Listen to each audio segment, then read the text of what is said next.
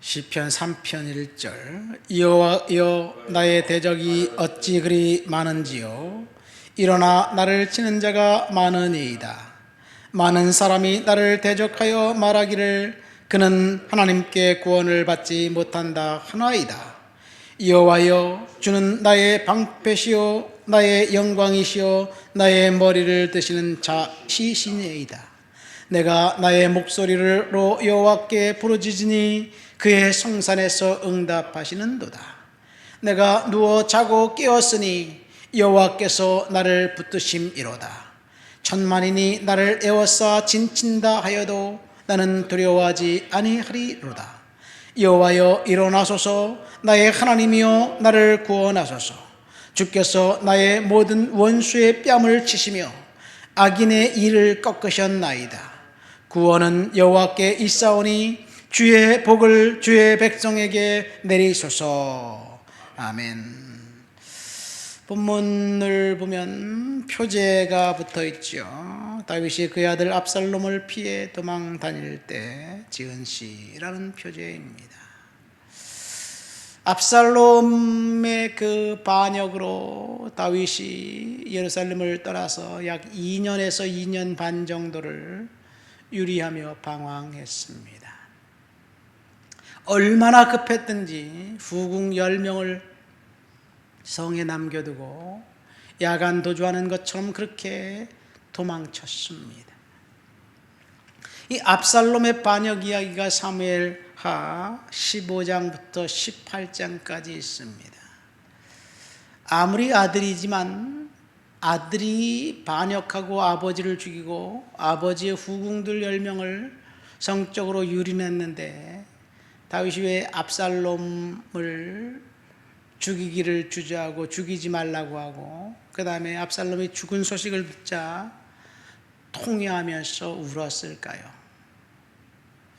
요압 장군이 다윗에게 찾아와서 압살롬의 반역보다 아버지의 다윗 왕의 그 행동이 반역을 진압한 그 병사들에게는 사기가 떨어져서 오히려 더 반역이 크게 일어날 수도 있다는 사실을 경고했을 때 아무도 몰랐지만 다윗은 알았습니다.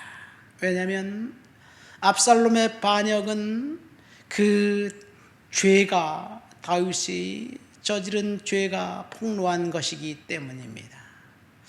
다윗이 딱 한 번 죄를 저질렀습니다. 밧세바 사건이지요.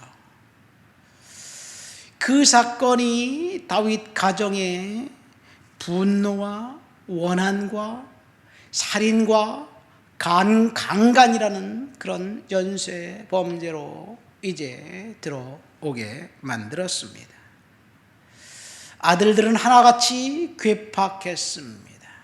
큰아들 암논은 이복 동생 다말을 강간하고 그리고 그 즉시 자신이 강간한 그 여동생을 버렸습니다. 강간당한 다말 공주는 평생을 혼자 외롭게 살아야만 했습니다. 그 사실을 안 압살롬은 분노 조절 장애를 일으킨 것처럼 암논을 죽여버렸습니다.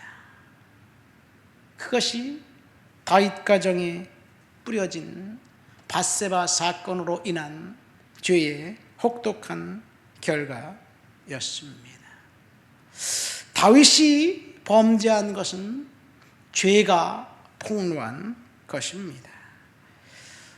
모든 것이 완벽하게 아무런 평안도 없이 진행되는 그 시간, 겉으로 보기에는 멀쩡하고 행복한 다윗의 가정에 드리워진 이 반역과 배반과 살인과 강간의 이 조짐이 있을 때 다윗은 그것을 성급하게 덮어버렸습니다. 여동생을 강간한 암논에 대해서 처벌할 생각조차 못했습니다.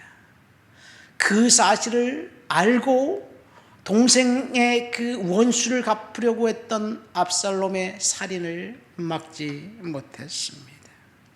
다 다윗이 뿌린 죄의 결과였습니다.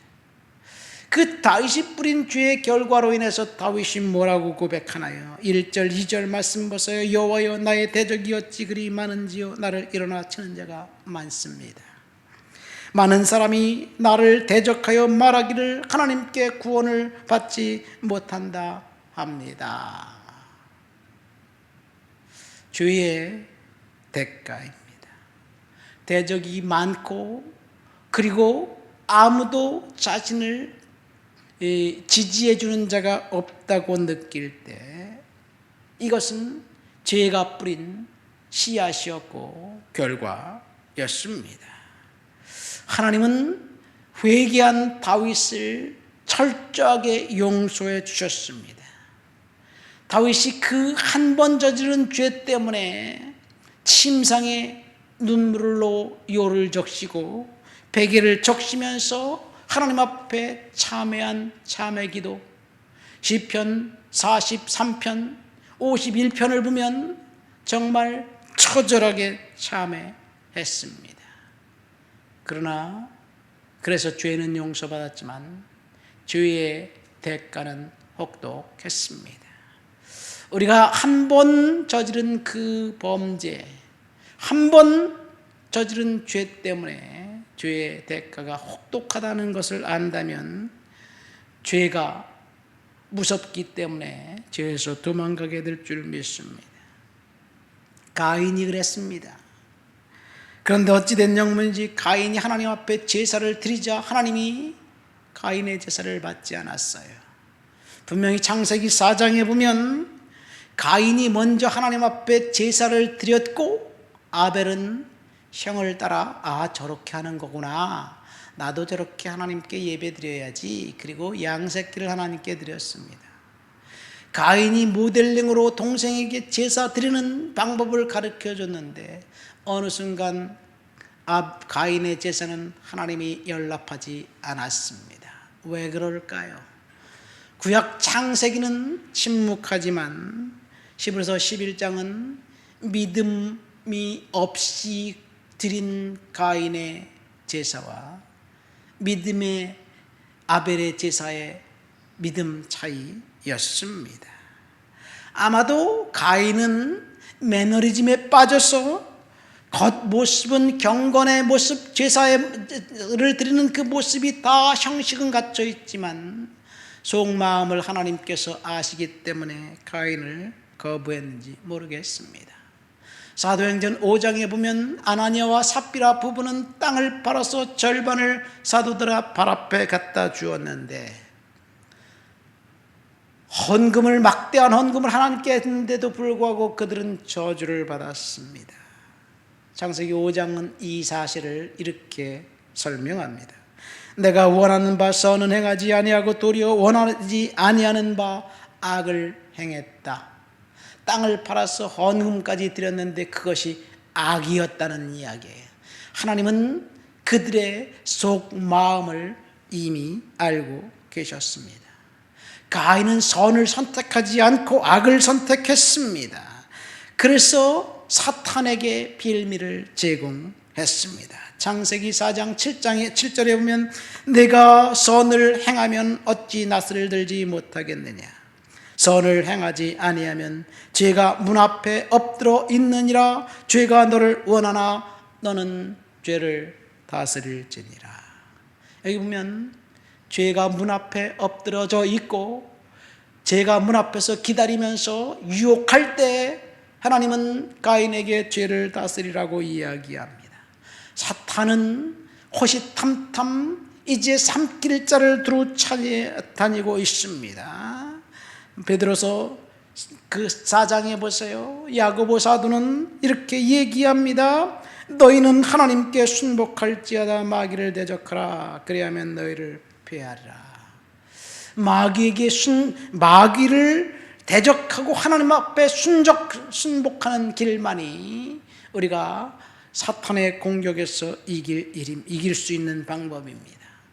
가인은 문 앞에 웅크리고 앉아 있었던 사탄의 공격을 대항할 생각을 하지 못했습니다.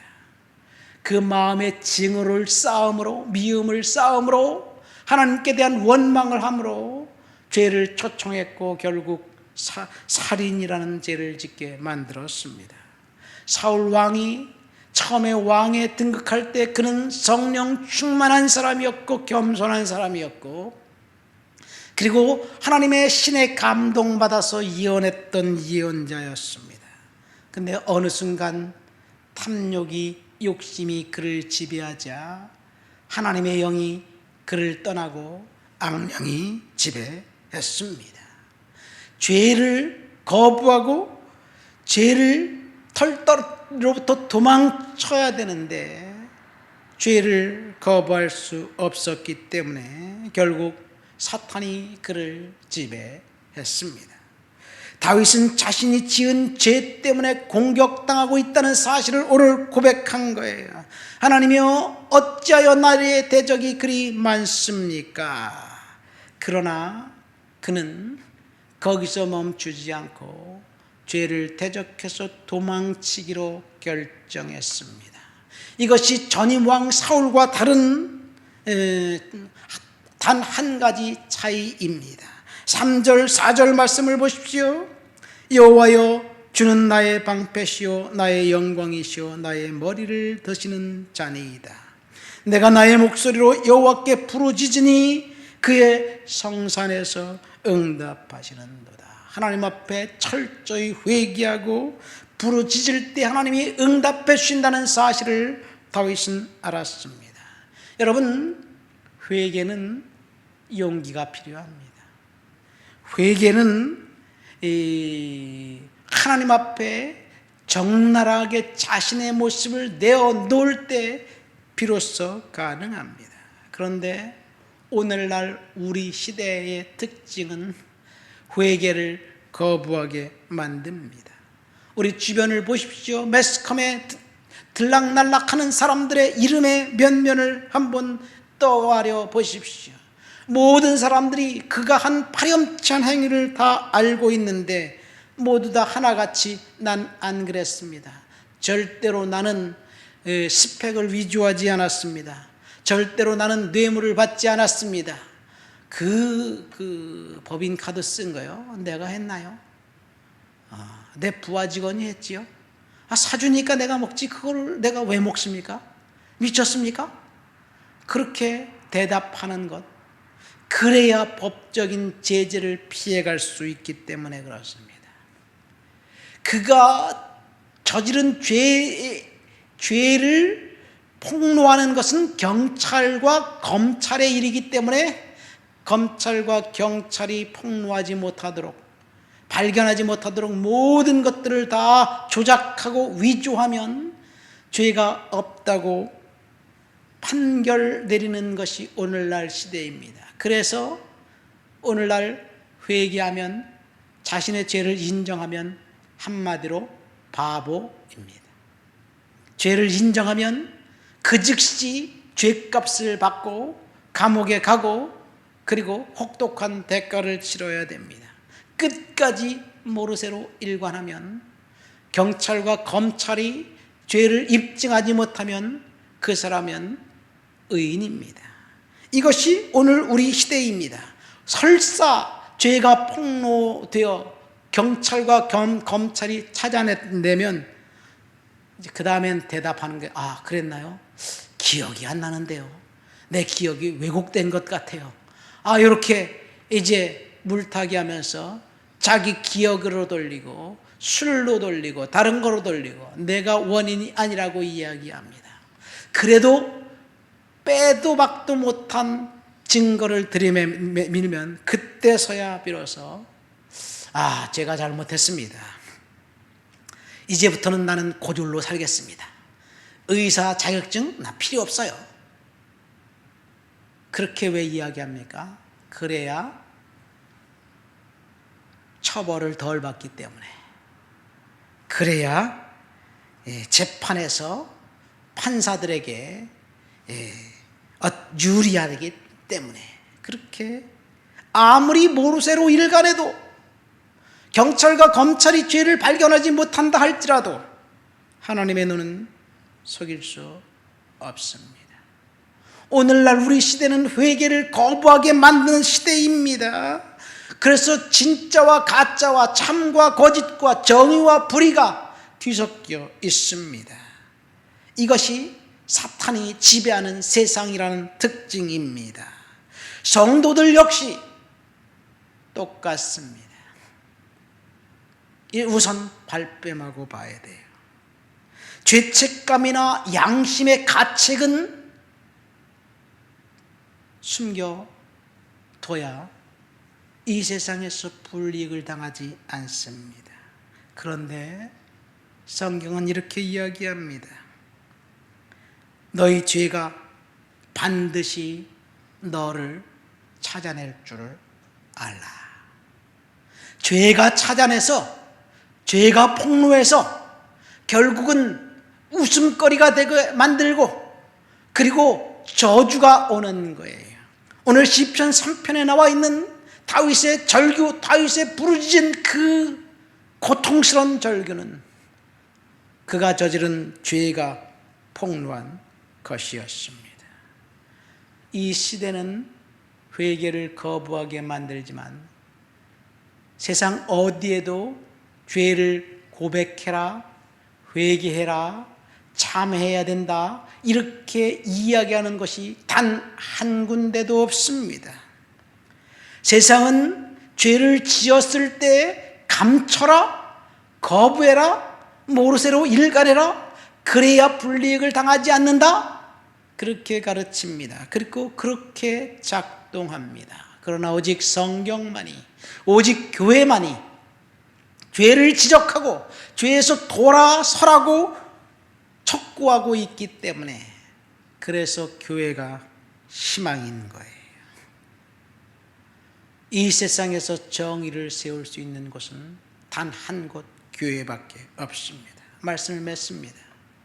압살롬의 반역은 죄가 폭로한 것이었습니다. 다윗 가정에 들이온 어둠의 그림자는 다윗이 스스로 초래한 것입니다. 다윗은 은밀하게 딱 한 번 죄를 저질렀는데 하나님은 그 죄를 시간이 되자 폭로하셨습니다. 다윗이 볼 땐 억울할 거에 딱 한 번 저질렀고 그렇게 참회했는데 혹독한 죄의 저주가 그에게 찾아왔습니다. 사실 다윗의 딱 한 번의 범죄는 십계명을 몽땅 다 어긴 것이 됩니다. 우리가 딱 한 번 죄를 저질렀을지라도 그것은 하나님 앞에 반역이에요. 그래서 죄의 대가는 혹독합니다. 우리는 반드시 죄로부터 도망쳐야 합니다. 죄의 대가는 저주입니다. 저주를 뿌리는 그 사악한 행동, 잠시 잠깐 쾌락에 눈먼 그 행복, 그것이 우리의 자녀들에게, 혈통을 타고 후손들에게 저주가 임한다는 사실을 안다면 죄를 저지르는 것에 대해서 우리는 정말 심각하게 갈등해야 될 줄 믿습니다.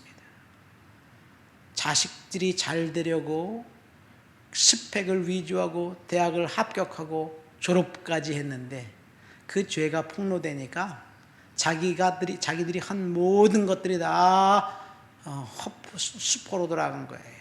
모든 것을 다 잃었어요. 이것이 죄입니다. 우리는 죄의 심각한 저주를 생각해야 될 줄 믿습니다. 하나님 아버지 감사합니다.